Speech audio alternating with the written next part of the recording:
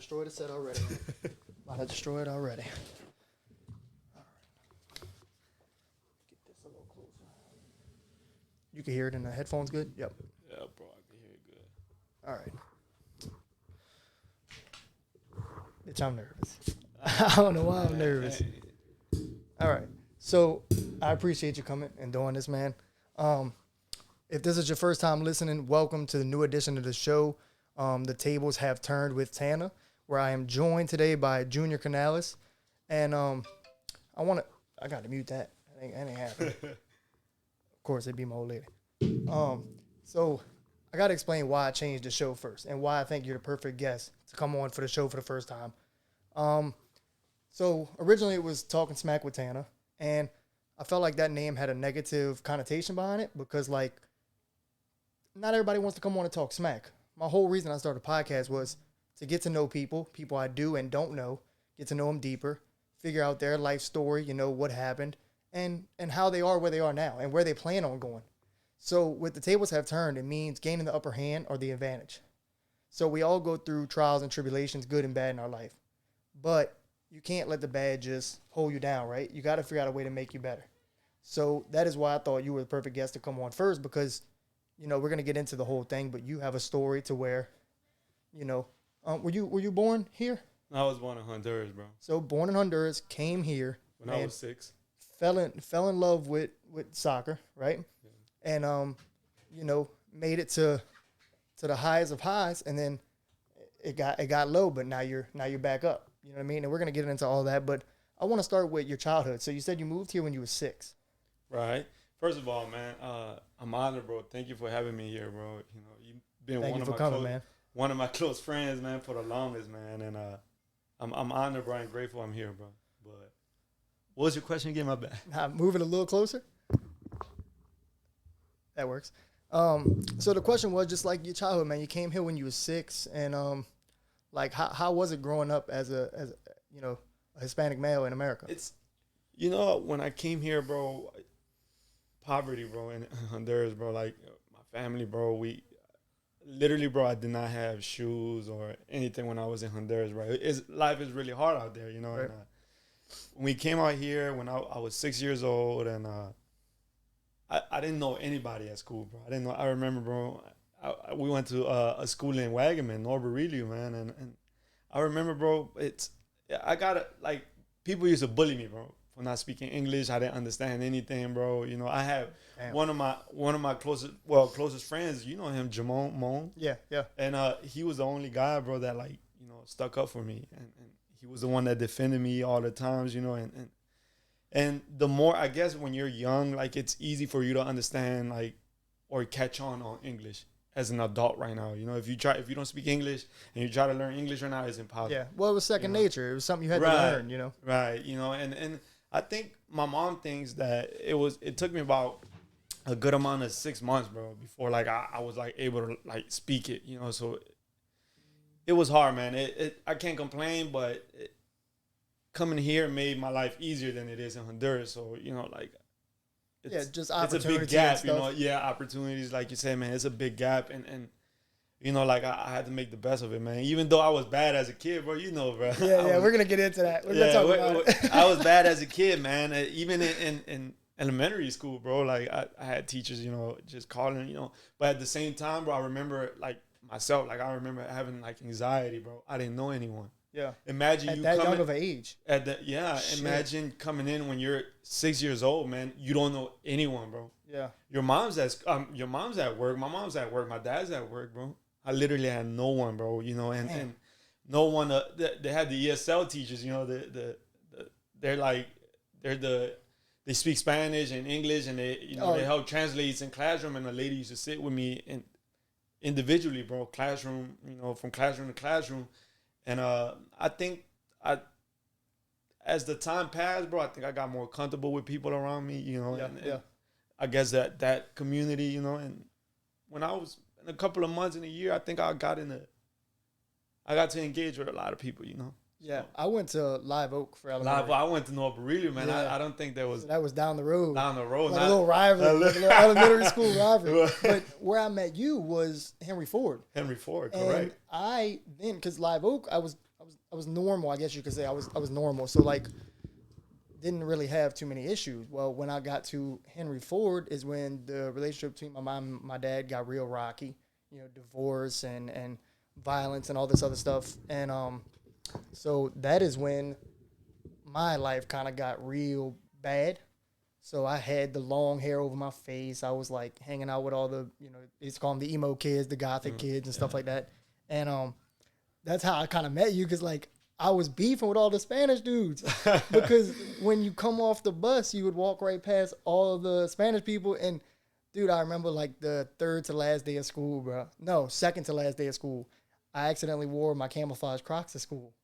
So Thugging. hell no. Thugging in Crocs. I was about to cry, bro, because I was like, they gonna roast the piss out of me. So I walked past all the Spanish dudes. And Kevin Rodriguez, man, he started ribbing me. So I'm like, shit, I got to defend myself. So I was like, fuck you, this, that, and the other. So me and Kevin was real close back then, like real tight. I think was that was you- one of my best friends in middle school, man. for sure, because it was you, Kevin, and Shaq that ran And up Shaq, on me. man, that That's boy who was ran bad. up on me, bro.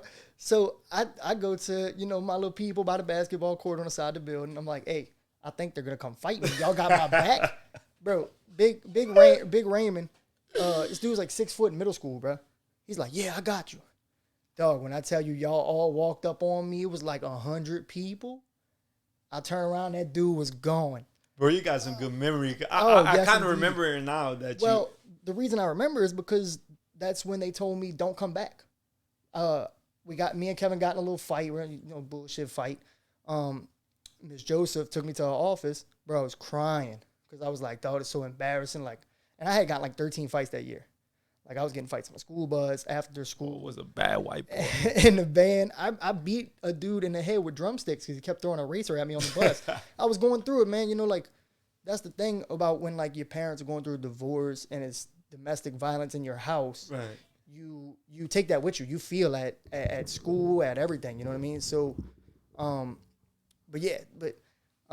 I got told like, hey, we're not gonna expel you because it's the second to last day of school. Don't come back. And then I went to Catholic school, whatever. But yeah, that's where I had. That's my most. I don't know if vague is the word. That's my most like memory of when I first met you.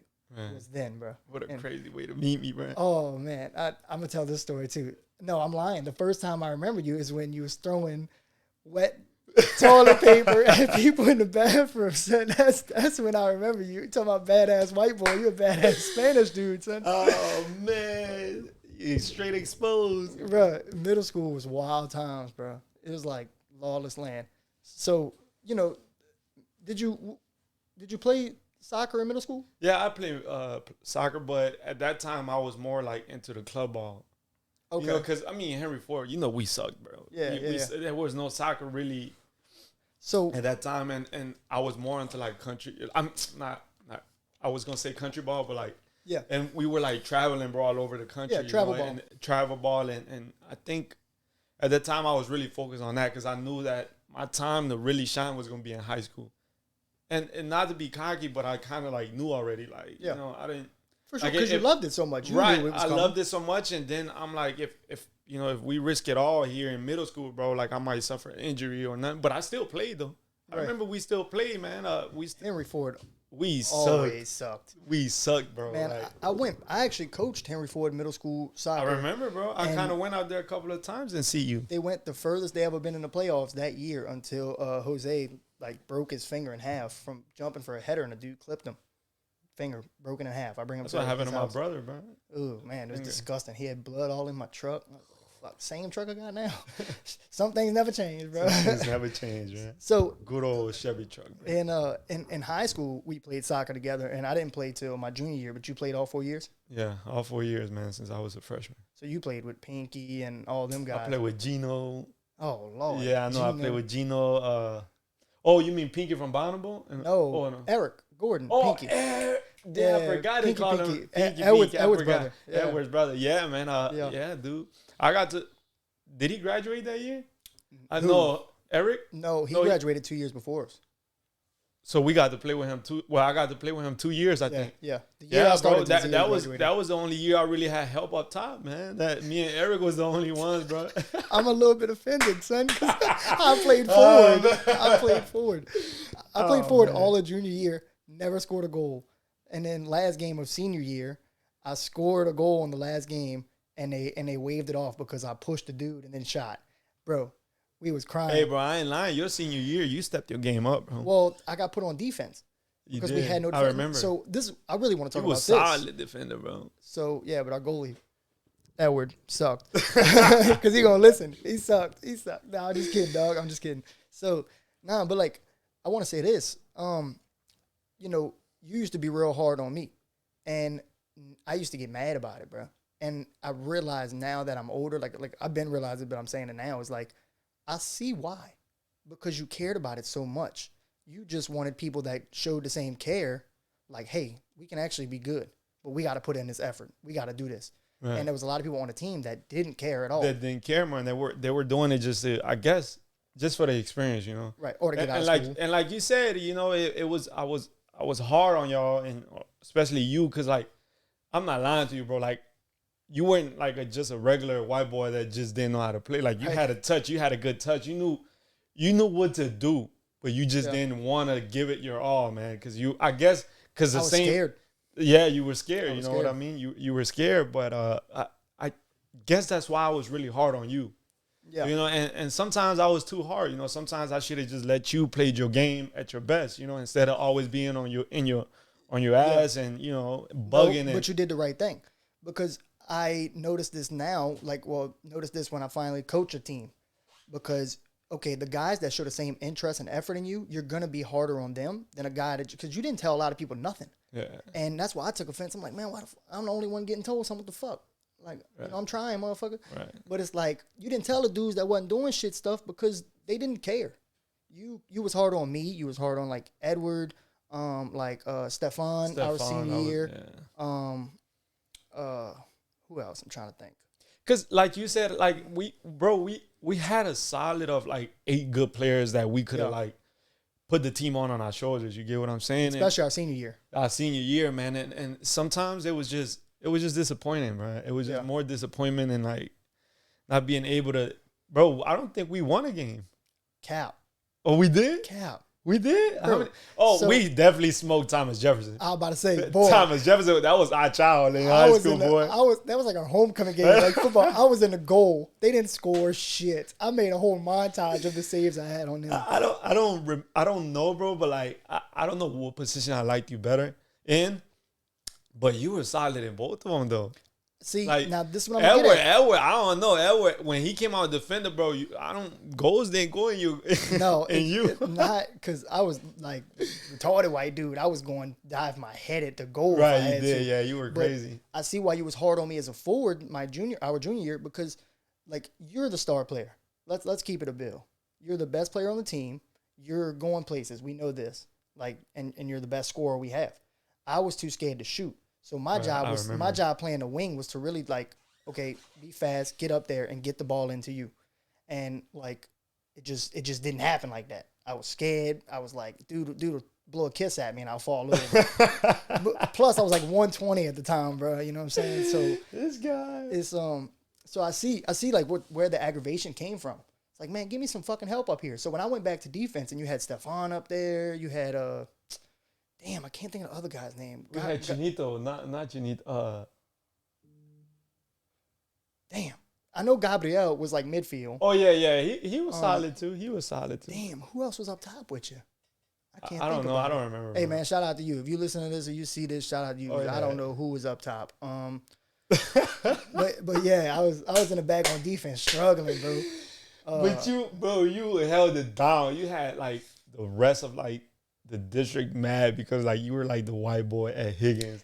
That, you know, they thought you were going to be slow, but you weren't slow. So it was funny because, like, you did your shit when you were in defense, bro. So I remember when Josh Marino hit me with a fucking Madden 12 hit stick at West Jeff. Bro, I was seeing stars. You should have got tested for drugs in high school.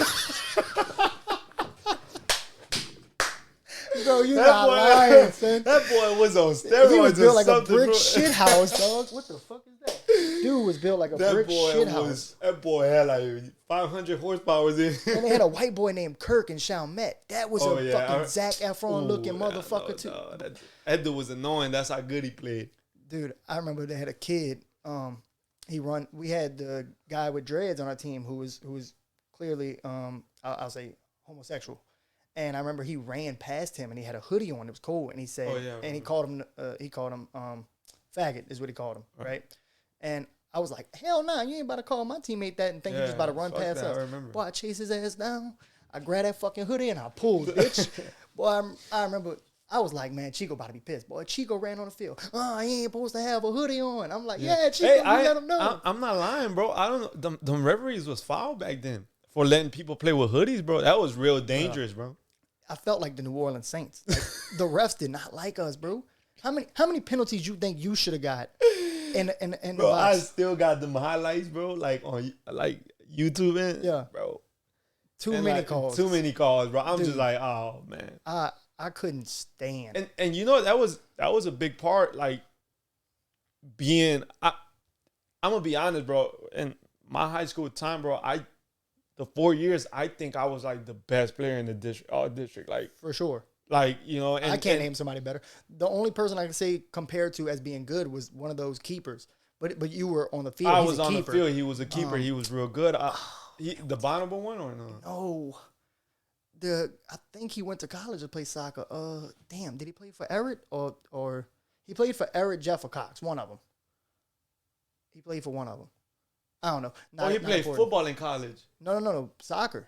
Oh, soccer. He was a goalie. I don't know his name. No, I don't remember him, bro. Damn. I don't remember him. Well, because I think in the 4 years that we were in high school, I was the first one to get a scholarship. Well, me and Edward were. Yeah, to LSU. And then after that, like so many people started digging into like trying to get a scholarship in soccer. Right. And apparently like the next year, bro, like I see like people trying out at LSU 8. I guess I wouldn't say we put them on, but at the same time we did. Yeah, you get what I'm saying? Sure. Because we were the first kids that came out of high school with scholarships, you know, for soccer, bro. And don't take me wrong. I agree with the statement that you made 100%. You were the best person out of like, you know, all the schools that I knew and everything I knew about high school soccer. And I think that made me a target, especially for Higgins, bro, because I've had coaches, bro, John Eric coaches. I had Bonneville and Grace King coaches there would be like, look, I'll let you use like one of, you know, my family's address, come to my school. Yeah. And I think like I was a target when I turned them down. Like I turned down Eric, bro. Eric wanted to give me like. Yeah, well, people are haters too, man. Yeah, and you know, at the same time, bro, like those guys like on the East Bank and, you know, Bonneville, like I knew those guys already. Right. Those guys knew me, like club from stuff club like ball and you know, there weren't really kids back then that on a West Bank. But you could tell it was like, personal too. Yeah, it was personal, bro. Like I remember Bonneville, they even like wanted to fight me. Like dudes were trying to hurt you out there. Dudes were trying to hurt me, bro. And I remember that one game, bro. I don't know if it was our senior year in Montana, bro, but I remember taking literally the whole 11, and I scored a goal on them. And even though we lost, I think that pissed them off more, and they beat they beat our ass. They beat our ass more just on purpose. But I remember literally, bro, taking the whole 11, like 10 players on the field plus the goalie, and I still scored it. It sucks because you were so good, and like you just didn't have a team to I just support that. It's like it fucking sucks. I know, dude. But I was okay, you know, when I got out of, like I said, like. When we graduated high school and went into college ball, like it was satisfying knowing that, you know, we came from a team, you know, that we didn't win. What, can you count 10 games that we won in 4 years? No, sir. You know, so I only played 2 and I can't count. Well, imagine you can't count 10. You know, wins. We only beat what, Thomas Jefferson every year. Like I think we beat Eric before. We did beat Eric. We beat Jeff in penalty. Yeah, exactly. And they were mad. They wanted to fight us. There was another team that I think did we beat Chalmette?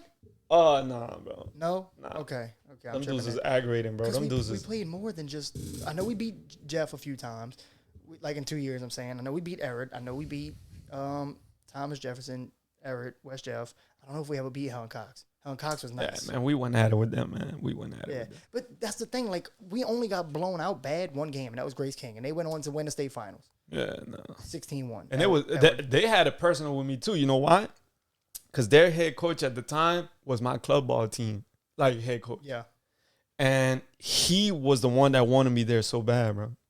Wanted me so bad there, and I turned him down, and like, I don't know. Props to you though for staying loyal. I know, bro. Hey, respect. bro. That's respect. You know, at the end of the day, bro, look, Chico was like a good person to us, bro, and like that made me. I'm not gonna lie to you. That made me stay more. Right. Because Chico, you saw how he cared for us, bro. Like he still cares for us this day. Till this day, bro. Right. Till this day. I see his wife kissing on Instagram all the time. I'm like, man, I love seeing that. You know what I mean? I love seeing that. I love seeing them together. And I'm like, and he is always calling me on a Facebook chat thing. Yeah. I mean, on Instagram chat. Yeah.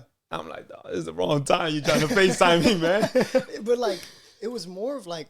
It was more than a coach to me in high school. It was bro. like family. It was family, bro. Yeah, like at the end of the day, bro. Like I remember, you didn't play freshman and sophomore, bro. But those years we had like a really fun like district. We that's when we went to like Hunville. We went to Destrehan.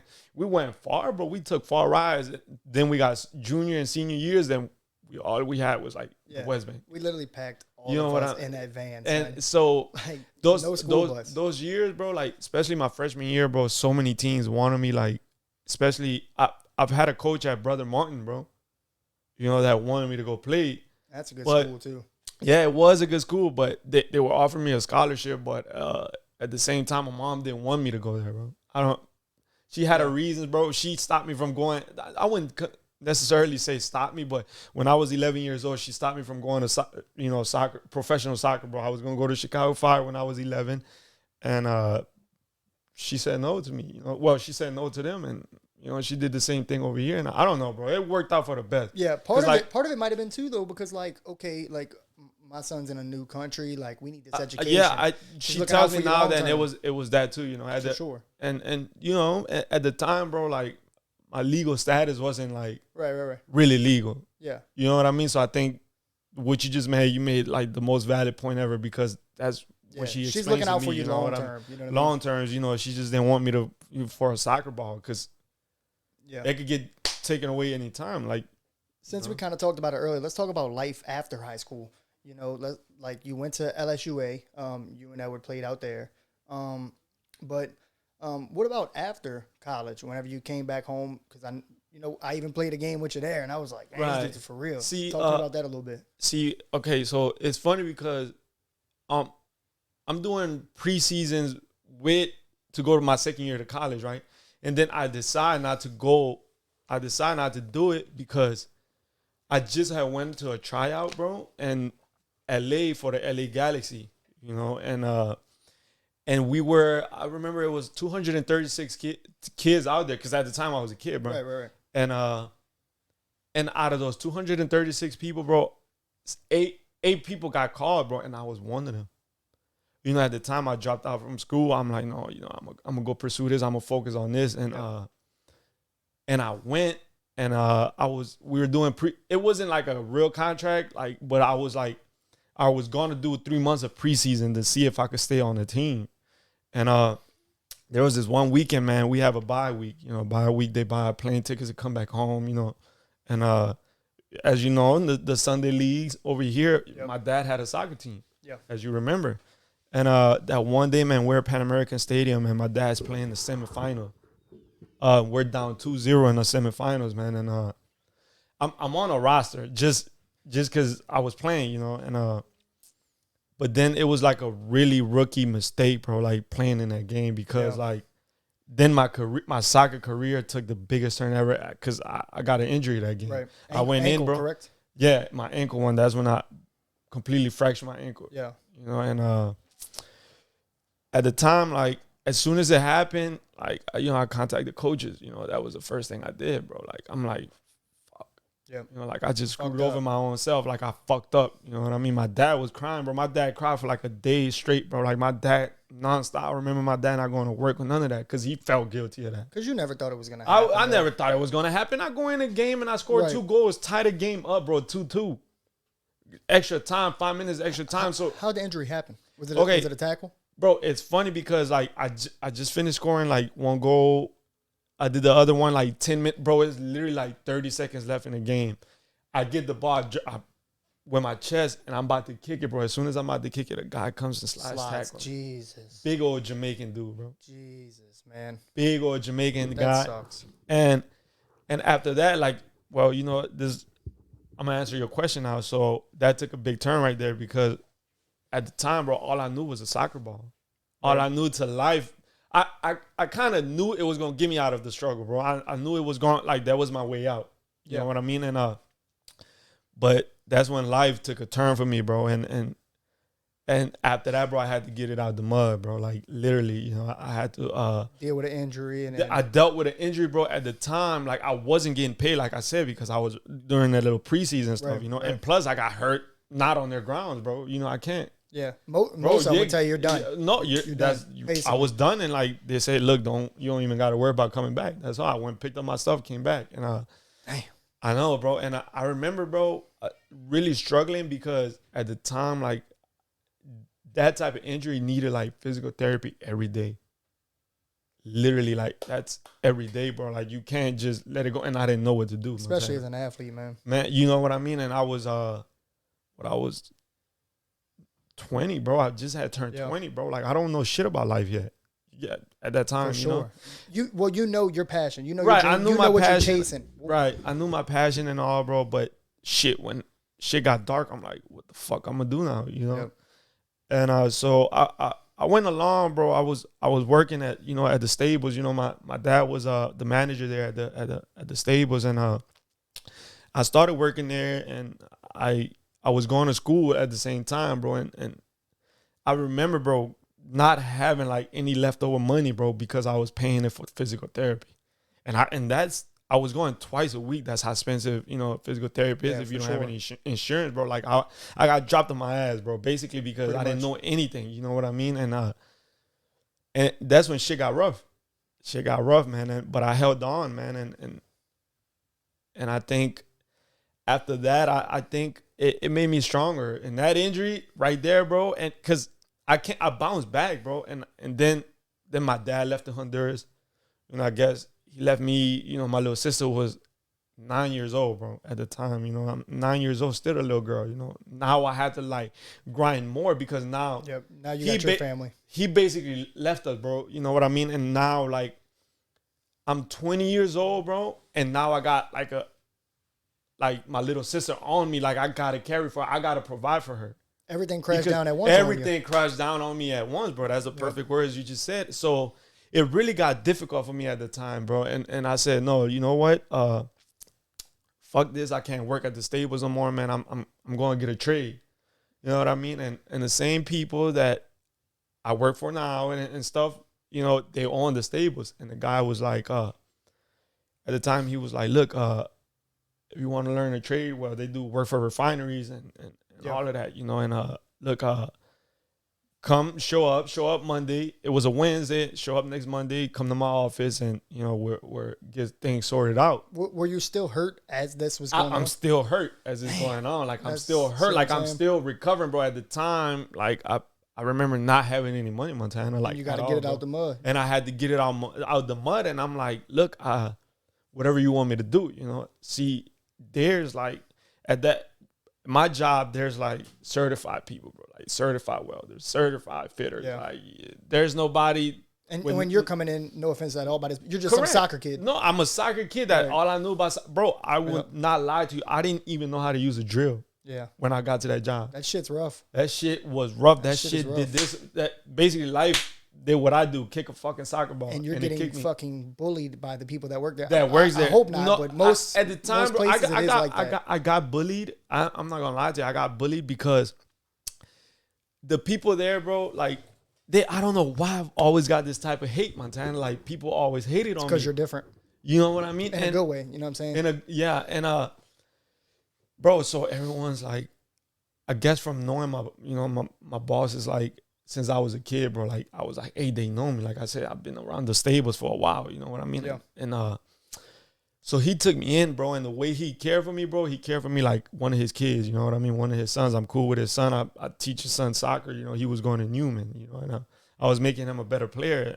So he became a starter at the school. So he appreciated what I did for his kids, and he took care of me, you know what I mean? And I remember we had a talk that this is like 3 months later after I started working, you know, like I'm taking up shit from people, you know what I mean? And he come in my office tomorrow. I go in his office and he tells me, look, I'm gonna send you to school to machine operator to operate this machine called a CNC table. It's a plasma cutter. That's what I do now. Yeah? Yeah. I run a CNC automated machine. For real? Yep. That ass. It sucks ass. What brand? What brand is the machine? It's Haas. Oh, it's a Haas we mess with a Messer. It's called Messer. Yeah. But my bad. No, you good.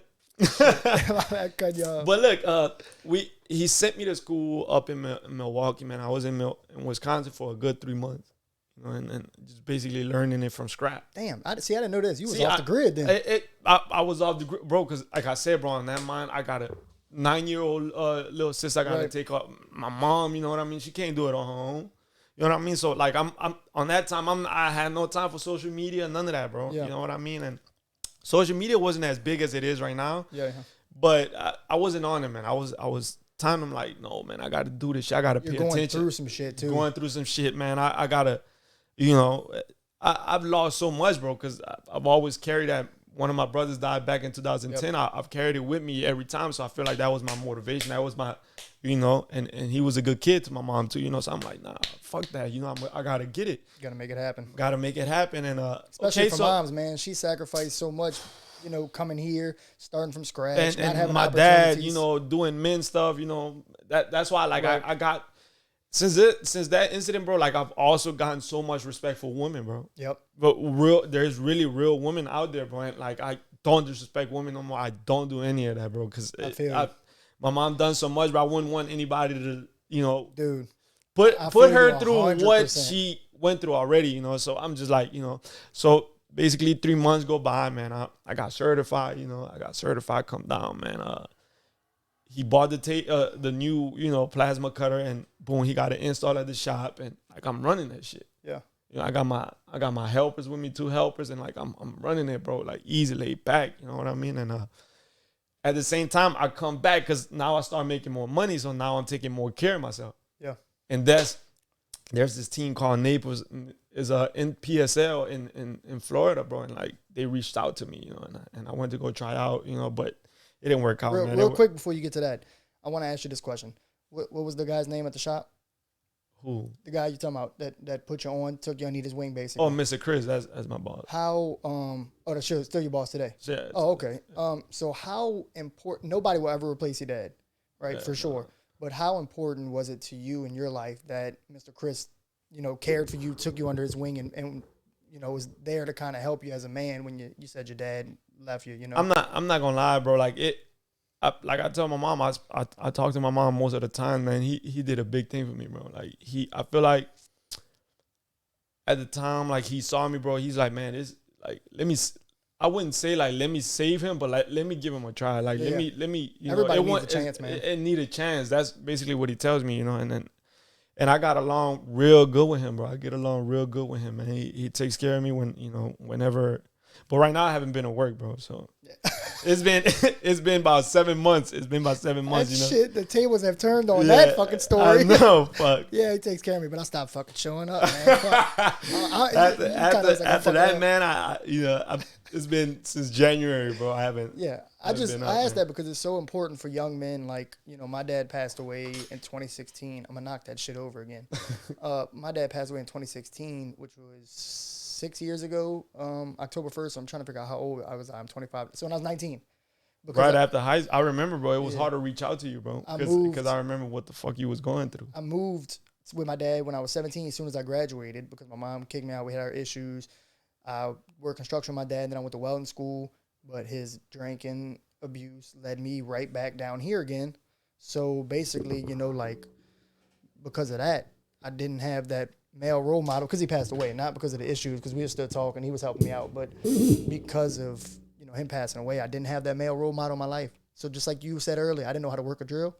Man, I didn't know how to do anything besides work construction. You know what I mean?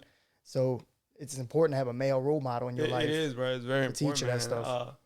No matter where life takes me, bro, he's like a person that I'm always like had this like care for him. Bro. Yeah, the utmost respect. The most respectful, doing what he did for me. You know, and at a very vulnerable time, bro, where it was just me and my mom and nobody else was in the picture, bro. And well, it's gonna teach you in the long run how to be, a better man for your family, a better man for your little sister and your mom, and your girlfriend and your wife and your kids. You know what I'm saying? Having that male figure there.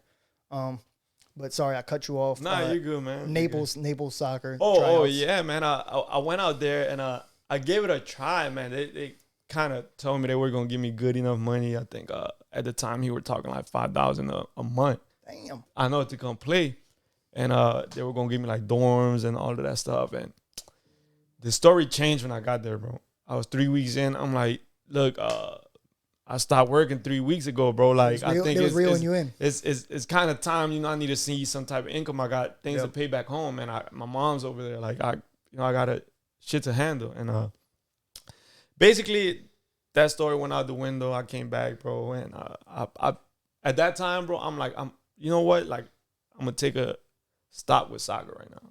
I'm gonna focus on getting a house. I'm gonna focus on, like the bigger picture. You know what I mean? The things that's gonna be there after like the soccer ball, because the soccer ball wasn't gonna be there, every fucking day of your life. You get what I'm saying? It sucks because like you can never get things want to out face of it. that reality. Yeah, I just had to face it recently with MMA, bro. I didn't want to I didn't want to face it, and I think that killed me a lot too, Montana. I'm glad you said that because that's very true, bro. And but then, bro, things believe it or not, as soon as I stopped, like,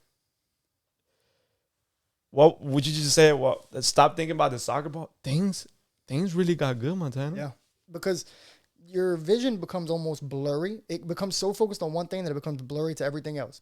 So your focus, it's like a horse racing, right? Watch how I do this. So that horse only sees what's in front of it, but it doesn't get spooked by anything on the side. But once that horse sees shit on the side, it's spooked by everything. Yeah. So same thing as you with the soccer, me with the MMA, man. I was running myself. I wouldn't fight you no more, Montana. Nah, I ain't shit. I'm still that fucking pussy ass white boy. So I wouldn't. But my old lady was holding down the bills. She was like, dude, chase your dreams, man. You only gonna do this once. Shit, that's a rider right there. For sure. That's who made me respect women, is my old lady, not my family or nothing like that. Well, them too, but I'm saying, right. She's the one that changed me, to be honest with you. Right. She made me man the fuck up. And so like I was just focused on this one thing. I was running myself broke. I was like going crazy. Then I realized, man, I can't keep doing this to her, but also to myself. Right. So basically I just stopped doing MMA, working, trying to finish school. But like I get it 100%. Once again, it's another thing like, man, the world comes down on you. You feel like you have no purpose. Everything you've been loving for years goes out the window and you just want to fucking go home and do nothing. Right. If I can't do the one thing I love, I'm going to do nothing. Right. So like the fact that you brought yourself out of that and what you're talking about right now is, tremendous. And that's, you're turning the tables. Yeah, I stopped doing that. And I think when I focus just on like my family and my well-being, bro, like outside of soccer, bro, I think the next year it was in 2021. No, not 21. That was last year. I just had turned 22. I think this was 2019. 2019. I bought my first, my house. Like I did big things when I stepped away from soccer.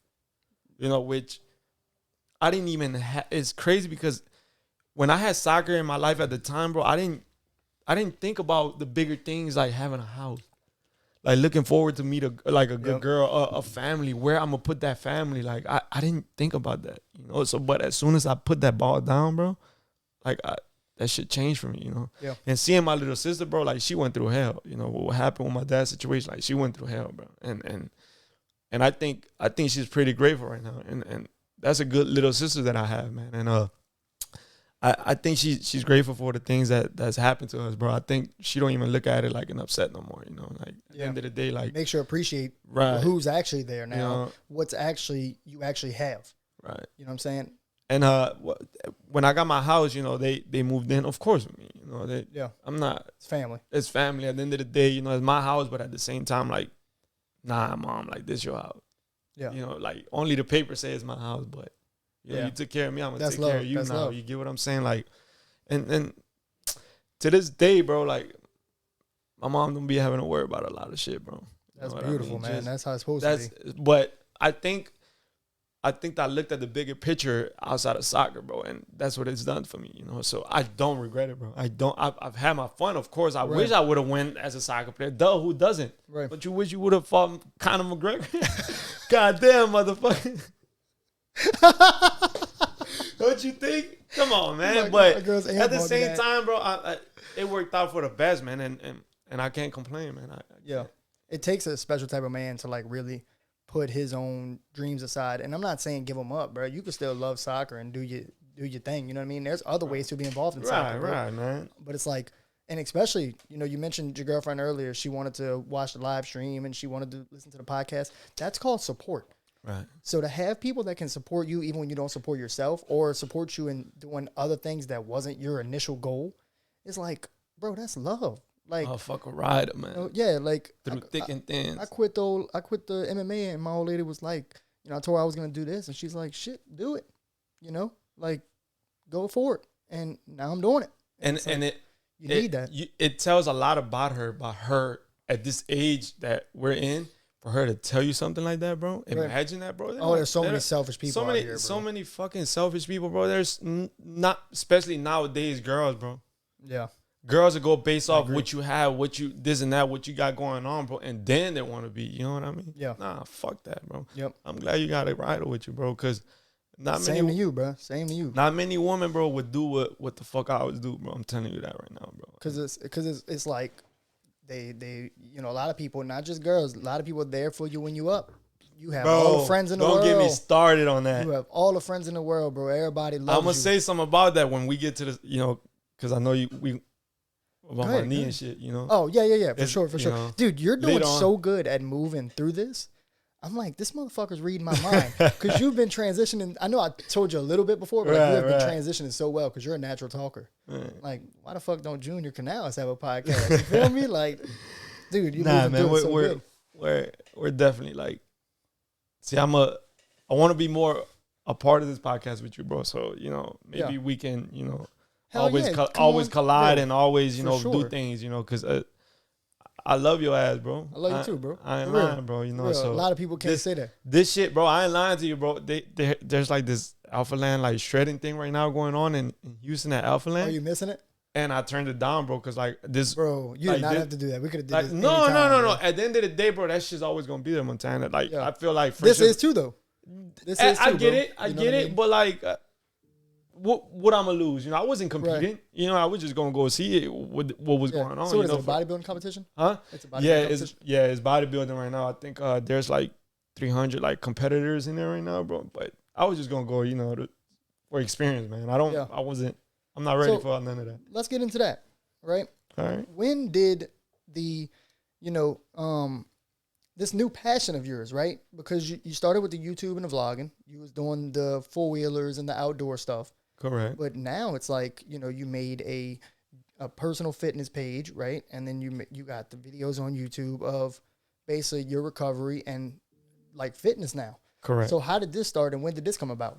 You know, this started after surgery, man. I you know, you guys, I got ACL reconstruction in the meniscus, you know, and Montana, not to lie to you, bro, like, yes, I was fit, but like before this injury, bro, before I got surgery, bro, like I was doing fitness the wrong way. Yeah.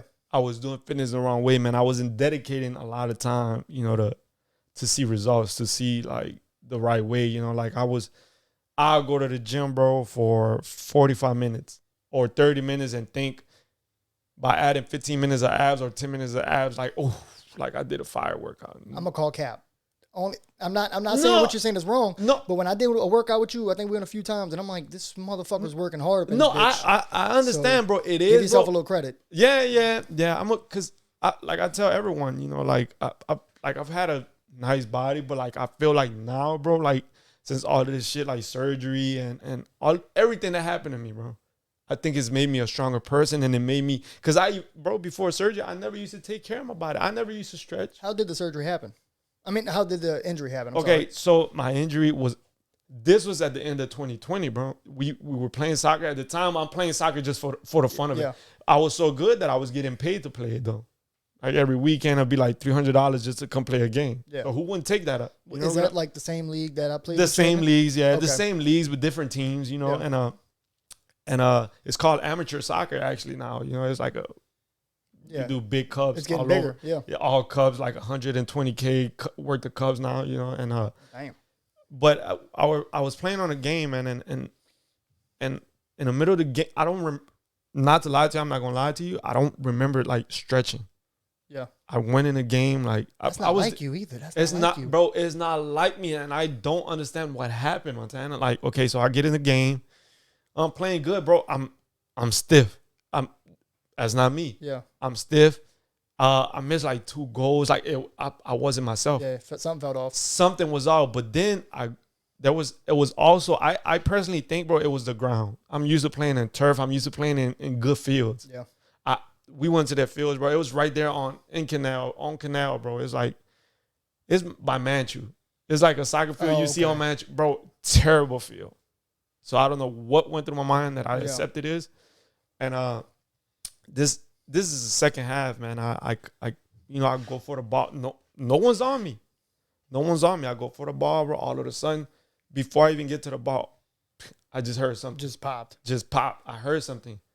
And my knee just automatically just locked on me. And I couldn't play no more. I couldn't move. Montana, it was very painful, bro. I can imagine. I don't wish this on anyone. Okay, so I get out of the game, man. I don't even care about the results no more. At that point, I'm stressed out because I know it's a serious injury. Yeah. But at that time, Montana, like I'm able to walk. You know, I didn't need crutches. You know, I was limping for like 'cause it don't hit you till the day after. Yeah, it was actually for like 3 to 4 days. I was limping. Yep. But it slowly started going away. Okay, and I went to like this guy that looks at knees or looks at your body. This is like a Spanish thing, bro. In Spanish, it's called sobador. But that's like, they believe in like they could fix you. It'd be like sports medicine, but on the side. Like, yeah. But and I go get checked out, and he's like, all right, look, you can't play for 3 weeks, but you'll be all right. You know, like he massaged my knee and everything, bro. But almost like dismissed it a little bit. Yeah, dismissed it, and he thinks at the time he thought that nothing was wrong with me, you know. So okay, I get to like after 3 weeks, it's still like bugging me, it's still hurting me, aching me. That's a word, and I'm like, you know, this is not normal. It's not normal, you know. I didn't pay mine. I kept going. Like I wasn't playing. You kept working out, right? I kept working out because I remember. I think your injury happened. And that got worse at the gym, correct? Yeah, correct. But look, I'm getting there. Okay, my bad. No, you're good. It's a crazy story, bro, because that was at the end of the 2020 when that was my ACL. Like, let me tell you, that was my ACL injury. And I didn't know though. And I also, so 2021 comes in. I wouldn't say I'll be perfect, but I was okay. Like I'll be able to run. But I still that year 2021, I was in like fitness, like a fitness head, like the way I am right now. Yep. Like I said, I was doing it like this way, and it wasn't working out for me. But you was kind of doing like bodybuilding stuff. Yeah. I was just, pretty much not just doing it, to do it. Now I do it because I have an obsession with it, and like I want to be somebody like someone people could look up to, and as crazy as it sounds, but we'll get to that because you are doing that. And okay, so 2021 goes by, Montana, and bro, like all of a sudden when I could be playing soccer with like little kids, bro. I remember like my little nephews, and like my knee just went out again. Yeah, just I didn't pay no mind to it. One day of limping, get back to normal. I could jog and all of that, and I never went back to playing soccer. And I remember this was mid-June we went out to the beach in Destin, man, and literally, Montana, I'm no type of running or nothing, bro. I'm just throwing a football. I think it was me and Brian. You remember Brian, my cousin Brian. We're throwing a football. Motherfucker don't even know how to throw a football, and I was just throwing it to him, Brian's one funny ass dude. That's a funny dude, bro. Oh my goodness, bro. And shout out to him though. That's a real one, bro. As a real friend right there, bro. Funny as a motherfucker. But so I get to I'm at the beach, man. We throwing the ball. My knee go out. Lifeguard comes in little golf carts, man. Need the ambulance? I said, nah, bro. You ain't about to charge me for no ambulance, bro. I'm not about to go to no hospital over here. I know it's about to be like $20,000 just to get me out the beach, dude. Are you crazy? That bitch gonna come get stuck. Fucking crazy. So everybody's looking around. I know that everybody's looking around. My mom's like, nah, hell no. You know, thug it out again. I thugged it out, Montana. Damn. But then I'm not into like fitness as I am because it's like the knee keep hurting. Like and I kept running away from the doctor. Yeah. I didn't go get it checked, bro. Like I was going through it and I fucking hard headed, man.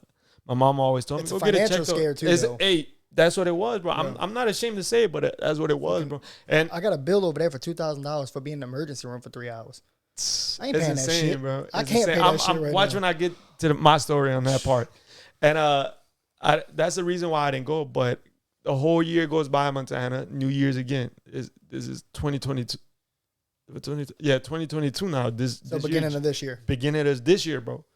You know, I'm in the gym, bro. And at the time, UFit, I left UFit and I went to Planet Fitness just because the hurricane UFit was still closed because of the hurricane. For some reason, 5 months later, bro. That's why I left that gym, because they sucked. So I'm in Planet Fitness. I'm like, it's a shitty gym, but when I'm there working out for like 3 weeks, I kind of like it. You know, all the shit I talk about Planet Fitness, I'm like, I'll take it back. And I kind of like it. Bitch. I know. But look, and the thing is, I've always been an early bird, early workout, man. And at the time, I was giving a coworker a ride, bro. Like, he'll meet me at the gym, and from there, I'll take him to work because we worked in Chalmette. Yeah, it was a little ride. And so Montana, I'm doing ab workouts, bro. And what are those? The ones you sit on? Planks? No, not planks, but you bring your knees in. Bicycle crunch?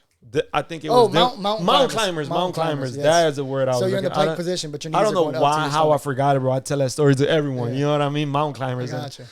And bro, Montana, I started doing it, and my knee just completely went out. Worse pain than when I had got it during the game.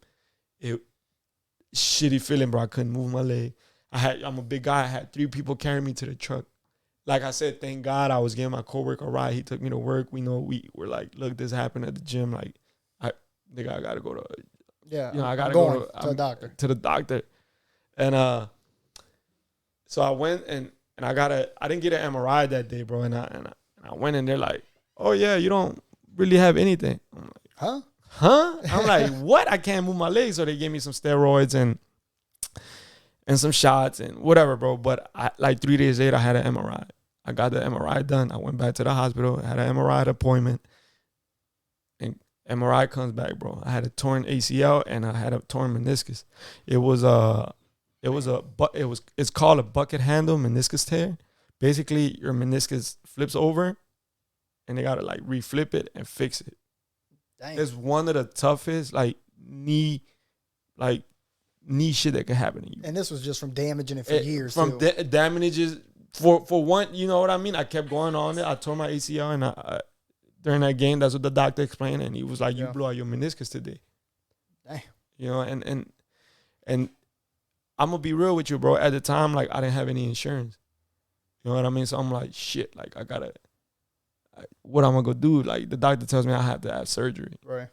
Surgery, and I get to digging about that. Again, my mom always telling me, bro, get insurance. I never listened to her, bro. Because you think it'll never happen to you. You think it's not gonna happen to me, man. I used to think I was Iron Man, bro, and I was very wrong. And I sat there, bro, and I started thinking, like, how the hell I'm gonna do this? Like it's a $52,000 surgery. Dang. Dude, I know. Fuck. And it's crazy because I found this insurance, man, and like I still take care of my little sister under my income. Right. And that helped me out a lot because I carry her on my taxes. And when they saw that, and I take care of my mom unemployed, you know what I mean? Yeah. And that they gave me a 75% like coverage towards my surgery, man. So that bill went from blessing, bro. That was nothing but God, bro. That was nothing but God. I'm forever thankful and grateful, bro. Cause it went from a $52,000 surgery to a $3,500, bro. Oh yeah, and you can Like, make come that. on, man. That's straight. Like, come on, man. You know what I mean? Even though they bug you and all that, Right. but it was tough, man. Again, dealing with the hospital shit. See, that makes me feel like such a piece of shit because I'm complaining about a $2,000 emergency room I'm bill. still complaining about the $3,500, Yeah. but don't get me wrong, bro. Oh, I'm a big believer. But in, like, let's get this fucking healthcare shit figured out. We ain't right. gonna get political. You know, Right. But fucking at the same time, bro, expensive, it's hard. you look at it from 52, I'm gonna take that. I Yeah. honestly thought it was gonna cost me like $8,000 or $9,000. I was like, okay, I'm cool with that either way though. From whatever, not $52,000. I don't care, you know. But came back, my bill was that, man. And I was pretty happy about that, man. Yeah. But then, like I said, the surgery went in, bro, and oh, Montana, bro, it was a tough ass time, bro. Bro, watching that video had me fucked up because I had blown my LCL in jiu-jitsu, and I was in a heel hook. I zigged when I should have zagged. I turned the wrong way, and I heard pop. I don't know what that is, Montana. What, a heel hook? Yeah. I'll show you after this. No, I'm just kidding. It's like you used to watch wrestling? Yeah, I used to watch Red. Hell yeah. You know how Kurt Angle had the ankle lock? Yeah, it's man. like that when you're laying on the ground. Dude got his legs in between your legs and his heels right here, so he's pulling this way, and it's made to blow the ankle or the knee, really the knee. Oof. So like I turned, put pressure on, and the LCL is on the outside of your knee, right. And it was this knee, matter of fact, and heard that pop. I started laughing. I was like, bro, I just fucked my knee up. Like I'm done. I started laughing. I get up, shake it off, just like you, man. Went home, like I'm straight. So I was delivering rugs over there, where Eric works at the time. Go to work the next day, I'm limping, bro. I'm like, fucking, I'm straight, but I'm limping. Next day I go back to work, bro. I'm falling down. I'm falling down in front of people. I'm embarrassed. I'm about to cry. This shit hurts. And I was like, I'm going to the doctor. So I told him, I was like, man, come get this truck. I'm going home. I'm going to the doctor. Can't walk. They was like, no. I was like, okay, I'm quitting. I'm heading back. See you. And they came and met me. And that's actually kind of what drove me to quit the job was that injury. I was like, man, this stuff's tough. I ain't lying to you, bro. Like, you will see like the bad in people when something like that happens. For sure. And it sucks because you And think people really there bad, for you. Bro. Yeah, it sucks really bad, bro. But I went to the doctor, kind of similar to what you said. Like he was like, well, look, it's what he said. It's probably a strained LCL. He was like, if it hurts after 2 weeks, come back. We'll run an MRI and everything. Boy, that sucker hurt for like 2 months. I ain't never go back. And you never went back, bro? Hell no. I was like, dude, I wore a knee brace for like a month, and I was like, I ain't even wearing this no more because people are gonna think like something's still wrong. Yeah. So like, I stayed away from the gym though. I did that. Right, I stayed away from the gym. I was like, bro, I'm not getting put in another heel hook or be sparring and kick and blow my knee again. But I did the same thing because I was so scared of having to pay that bill. I was like, nah. Like, and then the doctor I went to see at the time, he was a friend of the team, so he knew what happened to the gym. He let me come through. But dude, I was not going to see no professional or get a test ran. No way in hell. That's what I ran away from, bro. Yeah, that's what I'm saying. Like, dude, it's so expensive to get any type of healthcare. It's like people ain't doing it. You know what I mean? Like you can't afford that. And you know what's crazy is the day after surgery, bro. The worst part is I had to run to the emergency room because the day after the surgery. Yeah, literally, bro. Getting back in the car after, you know why? The anesthesia wasn't wearing off. What?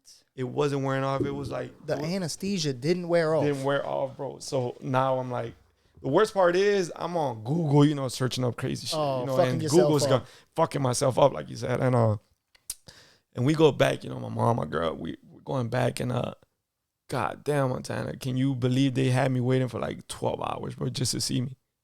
And I'm literally going through something. The type of pain I felt was like sharp, like I had needles in my foot, but my leg was numb at the same time. It was terrible, bro. It sucked. And when I got the bill back for that, man, that was like $3,000 too, bro, just for that. When they saw me, and they didn't do anything to me, bro. They didn't do anything to me. They saw me 12 hours later, and I'm like, fuck, I could have died, bro. Y'all don't give a fuck. They don't give a fuck, bro. It's about the money. And the worst part is, Montana, I got surgery on a Thursday. That Monday night, all the doctors, all the orthopedics, they were gone. So nobody, all the surgeons, like no one could see me. Yeah. They don't work on weekends. They don't operate surgeries on weekends. You had to wait till Monday. I had to wait till Monday, but by Monday it did wear off a little bit. Yeah. But it's still going on, but it was wearing off. And I'm like, look, if it's gonna cost me money to go in again, bro, I'm not gonna go in, like let it wear off. And it wore off, bro. It wore off. By that Monday, like it wasn't there no more. Like I didn't have any pain, but it sucked, bro. Like I had heating. It was so cold. I had like 3 heating pads on my foot, bro. Just to feel something. Yeah, bro. Dude, in July, it was Sunday night at like 10 o'clock. I started puking, like diarrhea, bro. Like I'm messed up all night, just getting up, puking, shitting. It was like a constant cycle. This guy. So, like, I'm on the toilet shitting, and I'm puking into the tub next to me, bro. This dude. So, by like 4 a.m, I'm about to go to work, and my old lady's like, "No, you're going to the emergency room." So we get in the car, go to the emergency room, bro. And good thing it was 4 a.m. You thugging, trying bad, to thug bro. it. You good, bro? It gets a little uncomfortable after a while. Yeah. I'm sorry. That's why I'm about to get rid of that and get a couch. Nah, you good, bro. So go to the emergency room. I got in there pretty fast, and then I come home. I'm on this medicine or whatever. My old lady gets sick at 12 o'clock. So as I'm sleeping, she starts getting up, throwing up, puking, shitting, whatever. So at 4 in the afternoon, I bring her back. Dude, we sat in there till like 8 o'clock at night before they finally seen her. We didn't get out of there till about 10 at night. And you want to hear the worst part of this all? They didn't do shit. No, they helped us out. They gave us IVs and medicine and stuff. My job, hold on, let me make sure it's still running.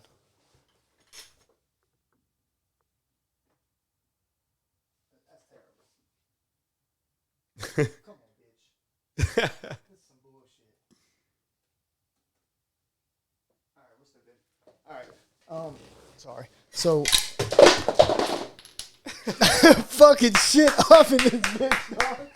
This is a real podcast. Shit be fucking happening, bro. What the fuck is this? Hey, this is not no professional shit. That fucking shit hurt, boy. So no, man, I give my job a doctor's note, and they're like, because I missed 3 days, and they're like, we don't do nothing with this. Like, your doctor's note don't matter. It's a no fault policy, which means shit just happening around here right now, bro. Shit is happening. So, basically, like, I got written up because I was in the emergency room because doctor's notes don't excuse you from missing work at my company. Right. And I was more pissed about that shit than actually being sick. And then I get the hospital bill, and I'm like, $2,000. I have medical insurance at the time, but I didn't have my card with me. Oh, my goodness. So, basically, at least you was better than me, though. How? You had medical. You had. Yeah, well, I had insurance through my job, Oh, hello. So, but like, dude, that bill scares the shit out of me. They send me emails every few weeks, and I'm like, bro, I can't pay for this right now. Like, give me a minute. Bro, I told them people I wasn't working, they did not give a shit. They never do. They don't give a fuck. Literally, bro, I tell them, they call me every 2 days, bro. I'm like, bro, you think I found a job or you think I'm working after 2 days? No, bro. And you think if I get a job, you think if I get that fast to pay this? Bro, I got bills out here. You think I'm a pay? Man. Come on, go. Come this way. You're trapping yourself. Come on, get out of here. Come on. Oh, man. All right, well, you can stay and chill. But, to get back on track a little bit with the gym. Oh, okay. Yeah. So basically, bro, like, I guess I've learned so much, like, I kind of took it for granted. I took my health and fitness for granted when I was on my ass in bed where I couldn't move. I couldn't move my leg. I couldn't bend my leg. And I'm like, shit, like people really, like, there's people who can't walk for real, like there's people that paralyzed, and I'm like, that shit fucking sucks, like once I'm get healthy and I get clear by the medical staff or physical therapy, bro, like I'm doing this shit like the legit way, like from now on, like there's no me getting it. I can't say I can't get an injury, bro, because injury is gonna happen whenever it happens, with anything, but now, like, I look out for, for type shit like where I don't want to get any injuries, man. I don't want to. You're doing like mobility stuff because like I'm a certified personal trainer, and I also for a while was studying a strength and conditioning program. But like you're doing mobility, bro, like all kind of stuff now. Even when I play, it's crazy. Like I tell you now, it's crazy because even when I played soccer, bro, like that shit, I didn't do none of that shit, bro. I didn't care as much as I do now, bro, for like my body.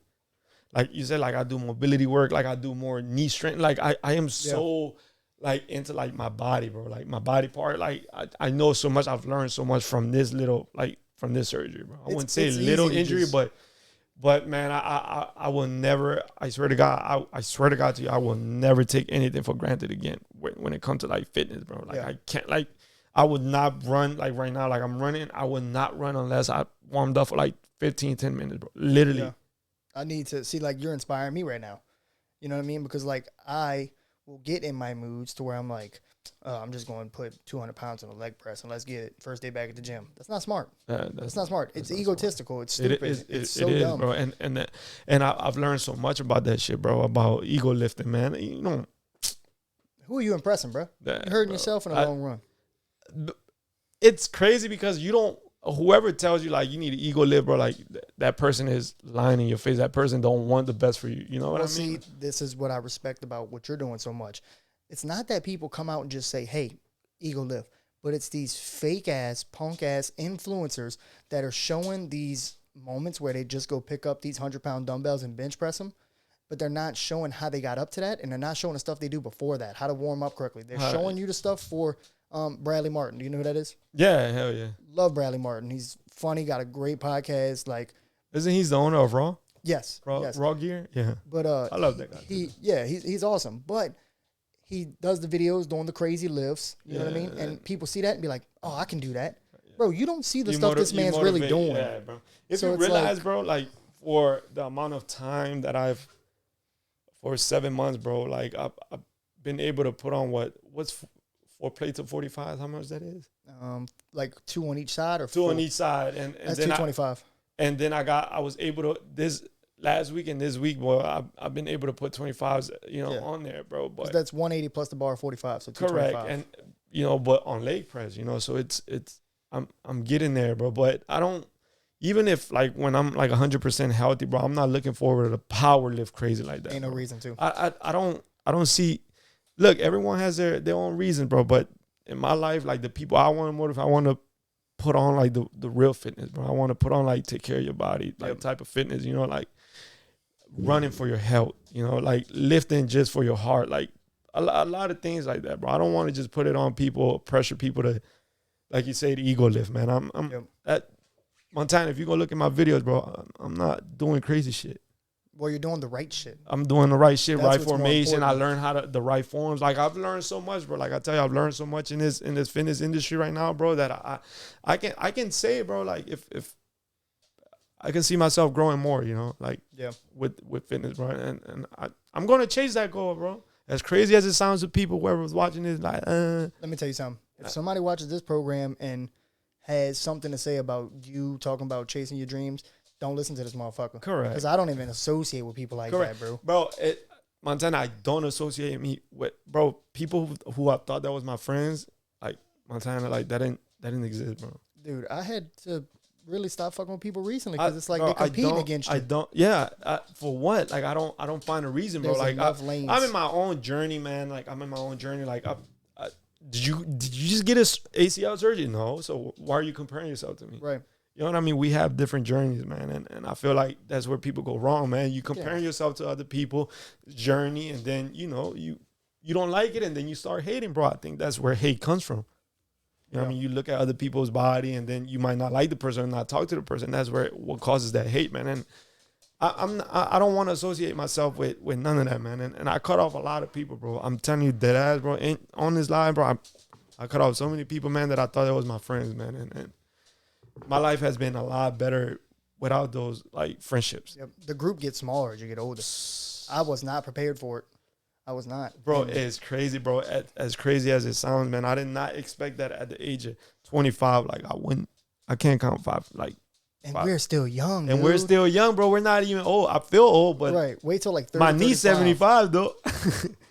That's how old it feels. I'm about to get her out. Let me take a quick break and get her out. She is the sound of her nails hitting the floor is killing me. Hold on. Come on. Let's go. Come on. Let's go.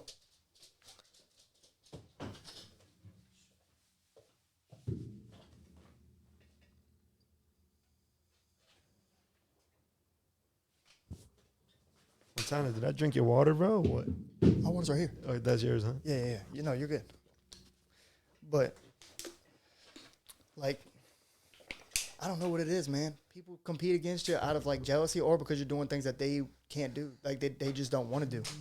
You know what I mean? I honestly feel, bro, like I feel like I'm going to honestly say it, man. I feel hated by the people I put on, the people I was good to, the people I was doing this for, doing that, doing this. And, now I'm on myself, I don't care. I'm better off like that. You know what I mean? Like, it's crazy, Montana, because like I said, like I'm doing things out of my comfort zone, like vlogging, like YouTube, and like that was never on my mind 5 years ago. Yeah. I grew, well, in New Orleans, like you grow up like around these people that will judge you for doing things like that. Yeah. You'll get called like, you know, with all due respect, you'll be called like a faggot. You'll be like, you're a little, bitch. Like I get called that on the golf course. You know, like from having a camera and stuff. Right? And so it's like, I guess the popularity here, bro, like it really sucks. And the people that you surround yourselves and those people turn out to be, like you said, jealousy, or they turn out to be like your biggest haters, bro. And I wouldn't say I regret it, because I learned from it, and I'm at where I'm at today because of that. But if I could go back and change a lot of shit, Montana, I wish I could, man. From the heart, I'm telling you, like I do, man.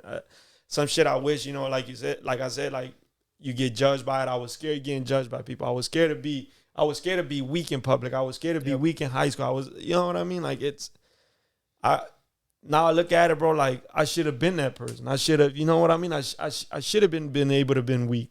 Like I shouldn't have been judged for where I am. You know what I mean? It's so okay to be vulnerable. It's so okay, emotions, bro. Like it really is, bro. And I think like I can't believe it. I'm 25, and it took a couple of years after high school for me to realize that, man. Speaking of like, that you made a video on TikTok the other day that literally had me like in my fucking feelings, bro, because you said there was two guys looking at you. We'll plug all your socials after this. Towards the end, we'll plug all your socials so people can go look at it themselves. But you said two guys seen you with the camera. They was judging you. And, you put out like a really heartfelt, emotional message, like basically saying, man, fuck them, do you, and keep doing your motherfucking thing. And like, dog, I was almost in this bitch sitting right here. I was watching it. And I was almost like, I had like the tears in my eyes, you know what I'm saying? Because when I started the gym, I was in a corner, bro. I was like 120 pounds, like 5'7", 5'8", back in shit. It was high school when I started working out. And I'm in a corner doing curls, bro. Everybody around me's big and swole. On steroids. Yeah, pretty much. And that's all I saw growing up. People on steroids in the gym. Fucking dude came up to me, bro. And he said, hey, man. He's like, fuck. He was like, what? Why you in here? What you doing? I'm like, I'm just working out. He's like, man, I see how you working out. Like, he's like, you scared of people judging you? Fuck them. He was like, if they worry about you, they ain't worry about themselves. Everybody in this bitch for a reason. He's like, either they here to get better, stronger, faster, slimmer. Everybody's in here to better themselves mentally, physically. Fuck them. If they worry about you, they worry about the wrong shit. They holding themselves down. You see what I'm saying? Right. And it's crazy because like those same two guys, bro, like I said, I go in the morning, and I see the same guys. I guess they go to work as well at the same time as me. But like when I'm recording, bro, like I would like catch them like purposely, like, look, it's a free gym. Like, I understand I have a tripod. Like, you know what I mean? Like, this is not my gym, bro. And that's why, like, I tell a lot of people when I'm working, I look, am I in your way? This and that. I don't want to. Can I record? Like, you're in the back of my video, but I ask for permission, bro. Even though I don't think I should, but I do just because out of respect. Just out of respect, It's not my fucking gym. You know what I mean? Like, and the guys always, man, they pass by. They purposely will walk in front of the camera, bro. Like, the gym is empty in the morning, bro. Yeah. You have all of this space to go around. They're gonna walk right in front of it, man. But see me, like I'm like I changed. Like I tell you, I changed a lot, man. And like I don't let shit get to me no more. Like I'm a bigger person, but at the same time, like I feel like they want to push a button. They want to see a bad side of me. They want to be like, if I'm gonna react to this shit, I'm not gonna react to it, Montana. Yeah, but there's only so much you could take. But it's only, look, I'm getting to that point. Look, next time, like, I feel like if they keep being assholes, man, 2 more times, man, I'm going to say something, man. And, look, if y'all want to do anything about it, bro, we can settle it as men, bro. I don't want nothing physical, because I'm all about that no more. Montana, I don't want to fight people anymore. Me neither, bro. You said earlier you wouldn't fight me, motherfucker. I wouldn't fight you. Yeah. What I learned in that MMA gym, bro, is there are people you will never expect to fuck you up in these streets. There are women that will fuck you up in these streets. So, like, dude, I've been in, like, altercations, and I'm not picking a fight, bro. I'm trying my best to calm this shit down. Yeah. Sometimes I will exclude myself from a fight and look like the pussy punk bitch, whatever. And I don't, at this point in my life, I don't give a shit. Like, at the same time, like, him calling me a pussy, what that's going to do to me? Nothing, bro. I'm literally. I'm bro, worried you about shit me out your booty like I shit out my booty. I could prevent myself, so many like even problems when with the law or anything, bro. I don't have time for that, bro. My life, bro. Like I wouldn't say myself like an angel, of course not, but like I'm a flying bird, bro. Just Yeah. I found my direction, bro. I'm going on my own. You know? Right. You ain't got time for that shit. I don't got time for that shit, man. You know what I mean? At the end of the day, like, and the funny part is, bro, I don't body shame anyone, bro. If you're, look, with all due respect, if you're fat and you're in the gym, bro, like, motherfucker, I love you for that shit. More props to you. Nigga, like, what the fuck? And more respect to you. I'm like, man, I love that shit. Like, keep doing that shit, bro. It don't matter if you don't see no results in a year, man. Fuck that shit, man. I love you for that, bro. I literally told this dude the other day, bro, that I'm like, I love you, man. Keep doing that shit. That dude started crying in the gym, bro. People need that shit. I don't know why, bro, but that dude started crying in the gym, bro. He told me he was 33. And he went through a heartbreak and he started talking to me. But But sometimes, like, I don't, at the end of the day, bro, like, I know what I'm working with. You get what I'm saying? Like, I know how I look. You know, no cocky. Like, I got a lot to work on. Like, I got to. This is nowhere near. But what you're getting at is you're fortunate. Correct. And I'm like, because I worked hard for what I have right now. So I'm like, at the end of the day, those comments, I hear them like under their breath, like they're saying slick shit. Snickering. So I'm like, I don't care, bro. Like I don't. You know what that is? That's motherfuckers that ain't happy with themselves. With themselves, bro. They and it's funny because like the video kind of went viral, and I've had facts. I had hundreds of people. Literally, go check that. It's like 130 comments on there. Like people like, thank you. Yep. Like I needed to hear this, bro. Because at the end of the day, bro, who gives a shit? Like who gives a fuck? Like, well, that's what I'm getting at. Is those two motherfuckers got a lot of shit to say. Fuck them. You know why? Because there's 100 people compared to that two that's gonna appreciate everything you just said and uplift them. So if you stop doing what you doing for two bitches in the gym that ain't doing shit better, you fucking over them 100 people, and you fucking over yourself. And you let them win. You can't let them win. You don't have to get physical. You don't have to have an altercation. But just know, there's like, because I be seeing the videos, bro. People are really fucking with it. And like, because you are, you're passionate about it. People can see that. You know what I mean? Like, and you spitting some real shit. You know what I mean? You stop doing that, all them people lose that. Like, dude, you inspiring me. That's and Montana is crazy because like, I started doing TikToks, bro, just for the fun of it. I'm like, I started vlogging like during physical therapy and the slow process of like the process that no one gets to see, like the crying, bro. Like I never thought I would be on TikTok crying, like making vlogs like that. You get what I'm saying? For sure. But that's because I was always so scared to get judged by people, the wrong people I grew up with. You get what I'm saying? Like you said, it's okay. It was like okay to show emotions, and I started doing it. I slowly but surely, like. This started back in May. Now, bro, like 3 weeks ago, I didn't have the amount of followers that I have today, bro. And like it's just sponsorship opportunities now, it's just bro. getting, it's happening for you. Look, right now, look, I'm wearing the shirt. Shout Title, out, man. Shout out to Title, man. And I'm gonna link the code down there. I'll put it in the description. Just send it to me. And I'm gonna put his socials in the description as well, so y'all can see the socials. But like they reached out to me, man. They reached out to me, man. I got the information through email. Then we got on the phone, man. And I've like I said, like the support isn't like there, but I don't care. Like I keep going. Like I don't care who supports me. You're doing it for the right reason. I'm doing it for the right reason. I don't do this to have a flex on social media. Like that's not me. Yep. I use social media now. If you realize maybe 2 years ago to now, like I use my platforms different, bro. Like different, bro. I don't care. Like I said, I was in such a popularity that you think that you're doing it right, man. You're not, man. What I'm doing right now, I'm doing it right. Yeah, and you could go to sleep at night knowing like I'm doing the right thing. And what's crazy is that the amount of likes from that junior to this junior today, bro, like it dropped like a big percentage. But at the same time, I don't give a shit. You know what's crazy? The motherfucker people, I'm not gonna say motherfuckers. People that don't know you support you more than the people that know you, bro. I swear to God to you, that is bro, some shit. Swear, that's some crazy shit right there, bro. Because like I've had like random people posting me on their stories, reposting like pictures of me, like what was that when like all my friends, you get what I'm saying? Like Your all my friends that shit so going out fast. going out friends, JR, like a lot of those friends, bro, that I used to have, they used me for popularity too, because they knew I had popularity. Yep. And they used me for it, bro. Like we'll go to clubs. Like I remember, man, going to Houston all the time, man, and Miami, and they were just using me. I was that guy. You know what I mean? Like Yeah. I was that guy that they.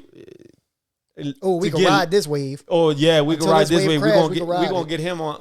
Let's get leverage out of him. You get what I'm saying? So I was that guy, man, that had to go through all of that shit, and now you going through two similar things, dude. Because you know, like I'm gonna tell you this: the reason I stream video games, I've been playing video games my whole life. Funny when you stream, boy. I be on TikTok joked out because you get mad for no fucking reason. Because I love it. I don't know, but you know why I stream? I haven't really said this reason to many people, bro. I've been playing games since an Atari. I had every console growing up, bro. Like me and my brother used to take shifts playing a game. We'd be playing a game, and my mom and my dad, because I got a half brother, same mom, different dad. So like we was in love with video games, bro, and it was an escape from my mom and dad fighting. Go in the room, put the headphones on, play the game, bro, turn the TV up, and it's an escape from them fighting. You know what I mean? So the reason I stream games, if I get popular, if I make money, cool, bro. But like you got a lot of followers on TikTok, though. I remember, like from you it's getting there. We both started off with like 60. I think a lot of it's bots, though. Huh? I think a lot of it's bots. I really do. I think so. I think a lot of it is bots. Go through and look at them. Really? A lot of it's bots. Yep. Mine. That's why they're going down now. All the bots are getting deleted, so it's going down. Really? But my mind, man, I don't know. I guess. So, but the reason I stream is because, man, like I might have a person, even an adult or a kid, going through something. And they turn it on. And they say, "Man, look at this dude, just like me doing this. Look at this guy, man." And if I could give them an hour of laughter by watching me get mad or cut up on a game and have fun, and I can entertain them or take them out of whatever they going through, bro, that means so much to me because I didn't have that. I had to do it myself. That tells a lot about you too, bro. Like, right. And you doing that through like gaming, bro, that tells a lot about you. And that's my way. You know, your way is fitness. My way is through the gaming. And like, that's why I do it. And the reason I do this podcast is so people could hear, you know, those two things right there about us and they could do it too. You know what I'm saying? Because, like, I ain't on this motherfucker to spread negativity, bro. Right, we spreading positivity, man. We just trying to be good to people as we want done unto us, you know? I look at it now, man. One time, if I get 3 likes, that's okay. That's okay. You know what? Them 3 people appreciate it. Yep. Them 3 people is like okay with you being okay like that. Yep. And that's what matters, bro. And you're showing your true self. I can't stand when people fake it. Like, bro, be yourself. I could still live that lifestyle that I did 2 years ago, but I don't. That really wasn't me, Montana. Yeah, it was like what you thought you had to do. What I had to do. Yep. You get what I'm saying? But now, like, I'm living such a cleaner life. Like, what I mean by cleaner life is I've never did drugs. Like, I've never smoked weed. I've never drank any type of alcohol either. I think I took like 2 shots before, man. That was it for my birthday like 3 years ago. But like I said, like I was with the wrong crowd, man. And now, like, I'm such a cleaner. Is it even a word? Like I'm trying to say is like sober, like from like friendships like that. I'm good. Like I'm on my own. You get what I'm saying? And just recently, I had to stop hanging out with guys I've been playing a game with for years. Like we go play basketball, get a game together. Well, I started catching the motion of, okay, they only use me because, like, I don't want to never throw nothing in nobody's face. Correct. But if I'm constantly down with you and I'm helping you, like if you ask me for advice or like I'll just give you advice, help you, do whatever I can to make you do the things. Like if you want to learn how to edit videos, hey, I'll do one for you and I'm gonna teach you. I'm gonna let you grow into your own person. You do it, you know, you do your thing. But bro, it's like I noticed it was so much disrespect and people got comfortable disrespecting me, bro. Like, and I had to just drop them people off completely because once people get comfortable disrespecting you, or like you saying, like riding the wave, it's never gonna go back to normal. So, you know, like it pains me to say it, bro, but some of the dudes that I was closest with, like, it's fuck you later. Yeah. Because bro, that's exactly. I caught that vibe. You know, and then like financial's a huge part of it, man. When you're doing better financially than people, bro, they gonna love that shit when it's benefiting them. But when you stop letting it benefit them, boys, fuck you. And you know what's crazy? Another thing that's crazy is Like I could be doing all of this, you could be doing all of this, but those same people that you were cool and close with, they're doing the same thing that you do. Like I'm not throwing no shade at anyone, bro. Yeah, yeah. This, like you said, is positivity, but I see that like most of the guys that I was cool with or whatever, like they're doing like the same thing that I am doing. Yeah, so it's almost like it's like a resentment. trendsetter, like you know what I mean, like It's the resentment because you're doing something. They're something doing it like too, but it's not the same level. But it's not the same level, and they just want to, you know. Yeah, that's what I had to tell. You know, I don't like saying names. You know, Jason Levine. That's my dog, bro. That's my bro. But recently, he kind of felt like, and he has every right to feel like this. He felt like I was competing with him as far as the streaming thing because I wasn't showing support. Basically, like he had made a Facebook comment that said he was coming back to streaming soon, and I liked it. Cause like hell yeah, I want to see my brother stream. Like bro, he's entertaining to watch. He's good at the fucking game. You meant no harm with it. Exactly. And then he was like, "Well, you ain't been showing support." I'm like, "Bro, I ain't been seeing nothing. I'm sorry. Like I am busy. I ain't been seeing everything." But it's like, nah, bro, we not competing. We doing the same thing, bro. We can grow together and you know, both go up from here. Do our own thing. But it's never a competition because I want to see all my brothers shine. And people that ain't my brothers, I still want to see them shine. Right. And the people that deserve it. Right. Pretty much. And even the people that don't deserve it though, like one day they might. Me and you came from humble beginnings. Right. You know what I'm saying? And like, not saying we made it now, but we deserve everything we working for. I see it coming, bro. I think we're on the right path, man. I think, you know, when I mean friends, Montana, like you're one of the friends that we, like how many months we've been going without like really like phone call or whatever, but we're there. Right. Like I honestly have a feeling for you, bro. Like I don't ever want to lose that friendship with you. Right. You know what I mean? Everything we talked about, I ain't had to go on Google and look this shit up, bro. I knew it because I followed Junior. I'm like, where this motherfucker going? What he doing? What you know? Just like the soccer shit, bro. You put me on. You was like, man, come out here and play. I'm like, hell no, I'm not coming out there and play. You was like, nah, come do this shit. I'm like, bet, I'm coming. I was dog shit. Got taken out in the 5th minute. But like, it's always been love. Every time, the surgery, I'm texting you, making sure you did, bro. Shit, you did, and I want to tell you in person, bro. I appreciate it, bro. Because I'm gonna be real with you, bro. I think I've only gotten like. Well, at that time, like 3 people that texted me, bro. Like, you know what I mean? I didn't expect people to like be like crying after me, but I would have like totally like appreciated like my supposed close friends like text me and be like, or even come check up on me. Yeah. Does that make sense? For sure. Is that valid? Like, I'm not asking for too much, but at the same time, like, what can I do? I can't do anything about it. Like, I could just move myself from that situation because I know how much like how much they value me, if that makes sense. Yeah. Like, if they didn't value me the right way as a friend, bro, why, through good times you did. But when I'm going through it, bad times, like you don't value me as a friend. It was like a big fuck you to me, bro. Yeah. And you know what? I got up on my ass, man. I'm gonna be real with you, bro. I'm a real religious person. Like I believe in God and I pray every night. You know what's crazy, bro? It's a funny way of like getting on my knees because I couldn't like really bend it. Yeah.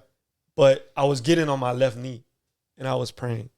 And I asked God for strength for redirection in my life, bro. And I think that everything I used to pray for, bro, is like coming to me right now. And I think I'm going in the right direction. Even though I don't have no desires of like you said, yeah, it's a nice dream, like, in this industry, what we're doing right now, podcasts, vlogging, like who wouldn't want to be something like that? You get what I'm saying? But right. But like at the same time, like I live in a reality world where I got to get shit done either way outside of just that. Sure. But who wouldn't want that, So me realizing right now, like my true friends and like the people who really support me, because at the end of the day, I don't look for you to like share my shit. I don't look for that, but I think it's nice because I do it. I appreciate it so much more. I appreciate it so much that I'm gonna have so much more respect for you. Yep. Because like you don't have to do it.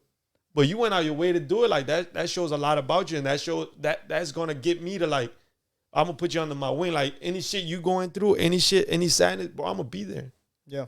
You get what I'm saying? Like I think, like, I don't know if you remember, man, but when you opened, you did the first part, I was like, I wasn't looking for, thank you, bro. You get it from you. Yeah. But I was like reposting your shit, like your videos. I'm like, man, I appreciate that. Go follow his podcast, man. Go, fuck, like these dudes are fucking hilarious, bro. Like they're dumb but hilarious, bro. So I'm like, just go spend your time watching it, bro. And I think, especially in this type of industry, bro, like Dog eat dog. Fitness too. Dog eat dog. you know, it just Everybody's out to get each other. yeah.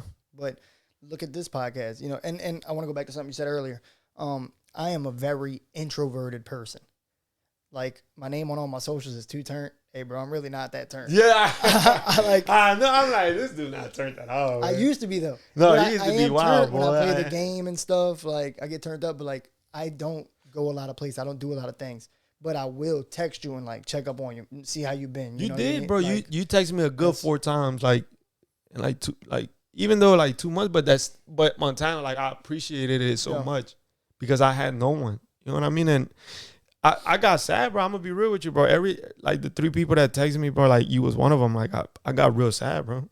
I'm like, I'm getting emotional right now, bro. Cause I'm like, me too. That's why I'm like, shit. Cause goddamn, bro, like me and Montana, like we're tight, but like he's showing me that goddamn we're tight. If that makes sense, goddamn, like he's texting me on my where my emotions are all over the place. Where I'm sad, like I'm going through. I would call it depression a little bit, bro, but I had anxiety a lot, man. I was stressed out, man. I didn't know what was gonna happen with me. Even my mom tells me now, like, I didn't think you was gonna walk again. Damn. Or like see you, you know, like progressing the way you're doing right now. I didn't want to tell you this when you was like when you were down on your ass in the bed, but she tells me now, like I thought it was gonna be very, very difficult for you. The doctor said it too, bro. Like you was like the bucket handle, like it's gonna take a while for you to. But look, like it hurt me to watch what you was going through because I know that you were like making your way up to really be a fucking soccer player. You know what I'm saying? Like, dude, we used to go to the park how many times a week? Fuck, bro. For how many months in a row? Goddamn, bro. Like traveling to Algiers, Westwego, bro. like, literally, bro. Filming videos to go back and look at. And it's crazy because I think about 3 months ago, I got like a memory from. You made like the hustle hard with the song. Yeah. You made that little on video for me, bro, on a GoPro, bro. It's crazy, you know. Saying. And that's really what I vlog on. If you go to my Twitter right now, bro, my header is still me hitting 2 shots, and you were the one goalie. Goalie, you were just out there. You was a fucking beast, hard. Dude. Like it was fucking hard to score on your ass. Yeah. The video I had was 2 shots making on you, and you was like, "That's a good one." I was like, "Watch, this one's gonna be top corner too." Motherfucker got it top corner. I was like, I ain't never taking this shit down. But yeah, we really used to like, cause I knew I wasn't doing soccer, but if I can go out there and give you a fucking look for you to work on, why the fuck would I not do and that I was for my partner? and that helped me out so much, man, because like I was going to tryouts, you know, for teams. You know, I was going to tryouts, man. A lot of them I turned down. A lot of them turned me down. I can't lie to you. You know what I mean? I didn't fit there what they were looking for, and that was okay. You know, it comes in. You can't please everyone. No, fuck no. Yeah, you can't please everyone. You're gonna die trying. You gonna. I was just about to say that, bro. You can't. If you try to please them, man. That shit dead. Dead it. Cause I ain't doing nothing that I'm not supposed to be doing. Hell no. But what's next for you? That's the final question I have, and we're gonna send it off with that. So what's next for Junior? Montana, it's kind of hard, man. It's because I'm still trying to like find myself with this. Yes. You know, you always will. Just to let you know. Correct. I feel like I have an old man mind with this. You will always be trying to find yourself. You know what I'm saying? Okay, so I'm gonna be real with you. I'm still focused on you know getting this knee back to like I'm not gonna get it to 100%, but it's gonna be at a 95, 90. Yeah. 90 or 95. Not gonna be as good as this one, but I plan on, man, like honestly I want to be an influencer. You know, I want to you know, I want to get in that industry. I don't, like I said, I don't have any desires to be known or like famous, but no, you know, but if the chance is there, then I'll take it. Yeah, for sure. You know, but I think now, bro, I'm gonna keep pushing out content. I'm gonna keep pushing out fitness content, man. Weekly. You know what I mean? Like I just gotta stay consistent because being on my ass after surgery threw me off was how long? Like 5-6 months, man. I just made one like 5 weeks ago, which was running in Houston, and then I made this one that I did last weekend, and I made one today. So I think for me, bro, like I'm gonna keep pushing for you know the content creator, bro. Doing fitness, man. I'm gonna keep pushing and see where it takes me, man. I'm not scared of it. Yep. You know, and I also want to become like I found like I've always had this passion for running. So I honestly, when I get healthy, man, I'm gonna run marathons. You know, Hell yeah.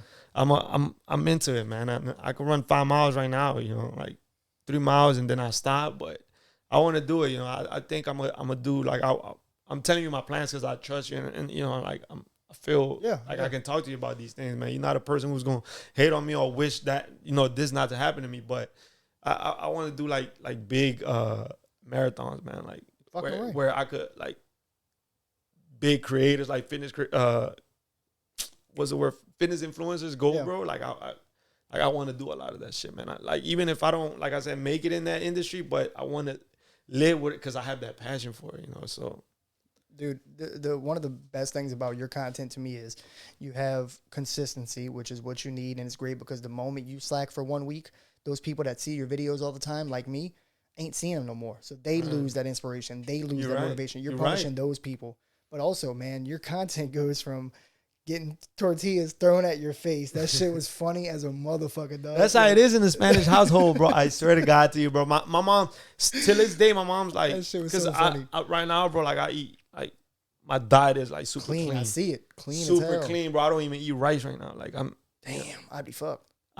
We eat red beans every Monday, cuz. We'd be fucked. No, but my diet is since July 20th. When I was like clear to like do like heavy cardio. Yeah. Not running yet, but like do a lot of cardio, man. Like my diet has been clean and like I think that nothing can knock me off. I don't have any distractions. Like I think my mom came to a point where she respect my eating habits. Yeah. She used to joke around, but at the same time she was serious. Like trying to feed me tortillas. Like I mean beef and all of that. You ain't man. gonna eat this shit on Thanksgiving, bro? I know, no, bro. I want to diet. I want to. Oh, fuck you. And now it's like, oh, he's serious. many people that tell me, bro, like, oh, you're crazy. Just eat a cheat meal, but I haven't done a cheat meal, Montana. Like I'm going to me right now. I'm going to get, bro. I'm telling you right now, and mark this date. What's today's date? October 15th. Bro, I will get the physique. I'm like, right. I'm destined for it. Like I'm going to chase it, bro. Since you're saying that, mark today's date because I'm getting back in the gym Monday. Because I've been. I will call your ass. I don't care if you're not a morning person. I will call your ass. Because I work from 6 to 3:30, and then I go to school 3 days a week, or 2 days a week depends. Damn, bro, I applaud you for never giving up on school, bro. Cause I've been in that bitch since 2017. I know, bro. I remember, bro. Shit rough. But my gym is way in Gretna, right? My school is way in City Park. I don't go to MMA or jiu-jitsu anymore because it's like, to me, it's crowded and it's kind of getting expensive. But also, it's like. It's a little harder to do that than go to the gym and kind of do my own thing. But they have a gym at my job. It's like a nice outdoor and indoor gym. Shit. So I'm going to start doing there after work to take the excuse of having to go way to Gretna out the way. But what I was saying about your content is you go on your page and you can see funny, you can see inspirational, motivational, and then you can see like deep down genuine, like the video with the guys. And you know what I mean? People want to see all three of those things, and people go through all three of those things. So that's why it's so important for you to keep making content now that you're at this stage. And I appreciate, bro. Like, I appreciate all of those followers, bro. Like, that literally follows me, like, genuinely follows me. And because some people will follow you, unfollow you. Like, it's funny, but, like, genuinely, like, those followers that I have right now on my social media is like, thank y'all, man. Like, the support, like, I see it. You know what I mean? Like, it doesn't go unnoticed. You know what I mean? But we're gonna keep going, bro. I'm not stopping, bro. You know, I'm not stopping, man. And you gonna see, bro. Yeah, I'm gonna be watching because, like I said, I'm gonna wake your ass up. I don't care if you're not a morning person. Who? I didn't say I was going in the morning, cause I'm going after. I know, but get your sleep. Yeah, I go to sleep about 10:30, 11. Get you some sleep, bro. Yeah, I try. I don't sleep good. I take. I'm gonna make sure from now on, then starting Monday, that you work out, bro. Yeah, you gotta send me some type of proof. I'll show you. Oh, FaceTime me, motherfucker. I'm gonna make sure you fucking in there. But I went to the gym last time and I walked in, and it's not like you scan a key card or nothing. It's just like you have a membership through work, right? So you just walk in that bitch, and I ain't know that. So you know what's crazy? Monday, I'm gonna still be in town, so I'm gonna go with you. I'm going. All right, I'm going. Oh, why? You want to go to like Club 4? No, we can go. Wherever. You can't go to my job gym because it's employee only thing. We can go to the other gym if you want. That's closer than Gretna. Yeah, I could get a guess in. We could do that. I'm down with that. I'm cool with that. I ain't got no problem with that. All right. All right. Don't complain when I'm too hard on you with this shit, because I take it for serious, you know? Hold on, bro. Look, I'm just playing around. Look, I'm just playing around, man. I'm not. I'm going to be hard on you, Montana. I'm sorry, man. It's just okay. Just me and you got that type of relationship where I could. When I start ego lifting, you're going to be like, damn, this motherfucker. God damn, this motherfucker did not listen to a single word on this podcast. Well, look, bro, I appreciate you coming. We're going to wrap it up right there, bro. Thank you for having me, man. Is there anything you want to, your social shout out or anything you want to shout out? Man, a shout out to my family, man. Shout out mi chica, holding it down, man, through thick and thins, bro. And, hey, man, I love y'all, man. That's really all, man. I appreciate you. I appreciate you for having me here, man. I feel like I haven't been able to talk about a lot of these things we did today, and I'm grateful, man. Thank you for having me, man. Shout out your socials real quick, man. So J Canales, man.